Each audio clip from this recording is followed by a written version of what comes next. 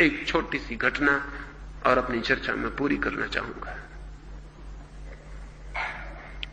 एक सांझ की बात है, आकाश में बादल घिर गए हैं, वर्षा के दिन आने के करीब हैं, एक आध दिन और वर्षा होगी। घुमड़ घुमड़ के बादल आने शुरू हो गए हैं। दो भिक्षु, दो सन्यासी भागे हुए जा रहे हैं एक रास्ते पर अपने झोपड़े की तरफ। वर्षा आ रही है। अब वे 4 महीने अपने झोपड़े में रहेंगे। 8 महीने वे घूमते रहते, भटकते रहते, रोटी मांगते रहते हैं और जीवन बांटते रहते हैं।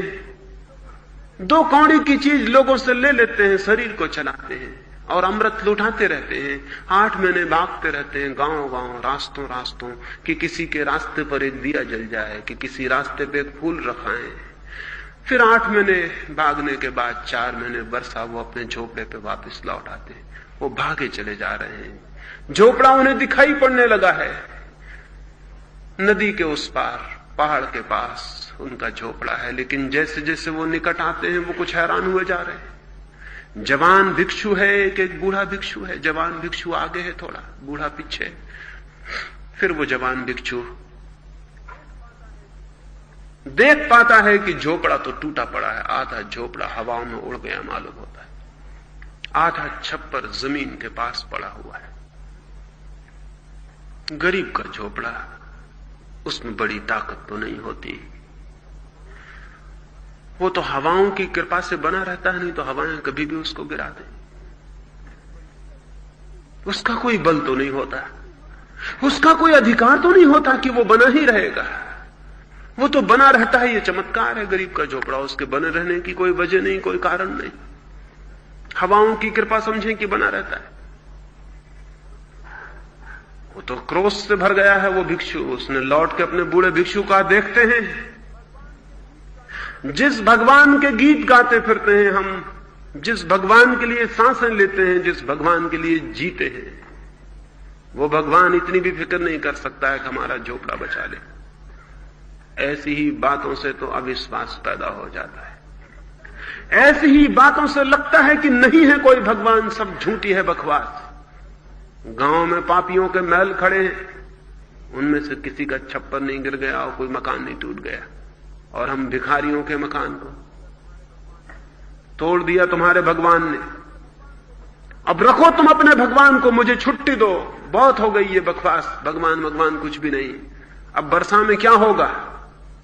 वर्षा सिर पर है, बादल आकाश में गिर गए, घुमड़ते हैं, बिजली चमकती है, क्या होगा? आप कहां ठहरोगे? वो इतने क्रोध में है कि देख भी नहीं पाया कि जब वो चिल्ला रहा है तब बूढ़ा भिक्षु क्या कर रहा है। जब बूढ़े भिक्षु ने कोई उत्तर नहीं दिया तो उसने अपनी आंखें पहुंची, क्रोध में उसकी आंखों में धुंध आ गई है, खून आ गया।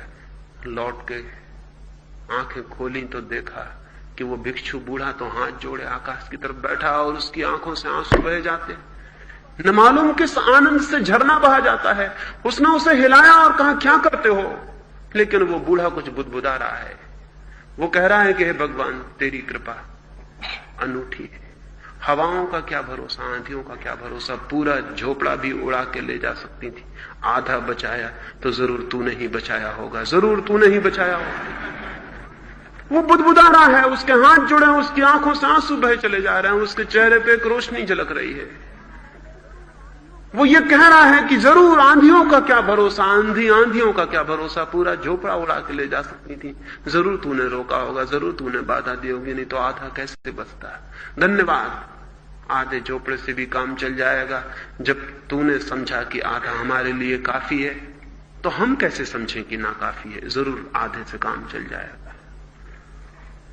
वो जवान तो क्रोध से भर गया है इस बात को सुन के, और फिर वे दोनों झोपड़े पर पहुंच गए। बूढ़ा तो ऐसे आनंद मग्न घूम रहा है झोपड़े में जिससे झोपड़ा महल हो गया हो, जिससे मिट्टी का झोपड़ा सोने का बन गया हो।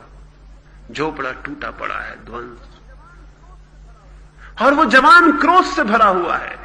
फिर रात उतर आई और बादल चमकने लगे और बिजलियां गरजने लगी और जोर की आवाजें होने लगी और वे दोनों सो गए हैं। जवान रात भर करवटें बदल रहा है, क्योंकि जो क्रोध में है वो सो कैसे सकता है। वो करवटें बदल रहा है, उसके मन में क्रोध घना होता जा रहा है। ऊपर आकाश दिखाई पड़ रहा है, बिजली चमक रही है, पानी की बूंदें पड़ने लगी हैं, उसका क्रोध घना होता जा रहा है। अगर उसके बस में हो भी भगवान मिल जाए तो उनकी गर्दन दबा दे। सारी प्रार्थनाएं वापस ले लेना चाहता है जो उसने की, और भगवान की जो सारी प्रशंसा की वो सब तोड़ देना चाहता है। तो उसका मन बड़े विद्रोह से भर गया है। लेकिन बूढ़ा बड़ी गहरी शांति में सोया हुआ है। बिजली चमकती है तो उसके चेहरे पर जो प्रकाश आता है उससे लगता है जैसे वो न मालूम किस गहरी नींद में, शायद नींद में नहीं, वो समाधि में, शायद वो किसी गहरे ध्यान में, वो न मालूम किन गहराइयों में डूबा हुआ है। सुबह वे दोनों उठते हैं, एक तो रात भर नहीं सोया है, दूसरा रात भर सोया है।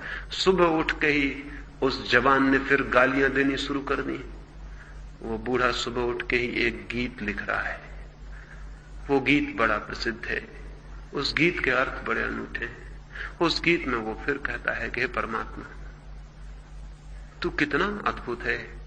हमें पता भी नहीं था कि आधे छप्पड़ में सोने का आनंद क्या है। रात बिजलियां चमकती थी तो मेरी रात और मेरी नींद भी उनसे आलोकित हो जाती थी। आकाश में तारे दिखाई पड़े, कभी आंख खुली तो तारे दिखाई पड़ गए। नींद में कभी मैंने तारे नहीं देखे थे, और मुझे ख्याल भी ना था कि नींद की शांति में तारे कितने प्रीतिपूर्ण मालूम होते हैं और उनसे कैसा संबंध जुड़ जाता है। दिन की रोशनी में, रात के जागरण में देखी थी तेरी प्रकृति, लेकिन नींद के मखमली पर्दे से कभी नहीं झांका था कि तेरी दुनिया इतनी अद्भुत है। और अब तो मजा हो जाएगा, वर्षा आ गई है, बूंदें टपकेंगी तेरी। आधे छप्पर में हम सोए भी रहेंगे, आधे छप्पर में तेरी बूंदों का संगीत भी रात भर नाचता रहेगा, और कभी भी आंख खोलेगी तो हम तेरी बूंदों को देख लेंगे। अगर हमें पता होता कि इतना आनंद है तो हम तेरी हवाओं को कभी तकलीफ न देते, हम खुद ही आधा छप्पर तोड़ देते, लेकिन हमें यह पता ही नहीं था। ये एक धार्मिक व्यक्ति की जीवन के प्रति दृष्टि है। न तो आपके मंदिर में जाने से आप धार्मिक होते, न आपकी मस्जिद में जाने से आप धार्मिक होते, ना आप गीता के चरणों में सिर रखने से धार्मिक होते हैं, और ना आप कुरान को सिर पर ढोने से धार्मिक होते हैं। न बुद्ध और महावीर की तस्वीरों के सामने घुटने टेकने से आप धार्मिक होते हैं। धार्मिक आदमी की तस्वीर यह है कि धार्मिक आदमी जीवन के कांटों में फूलों को देखने में समर्थ होता है, जीवन की पीड़ाओं में आनंद को देखने में समर्थ होता है। आधे उड़ गए छप्पर में, आधे बचे छप्पर को देखने में समर्थ होता है।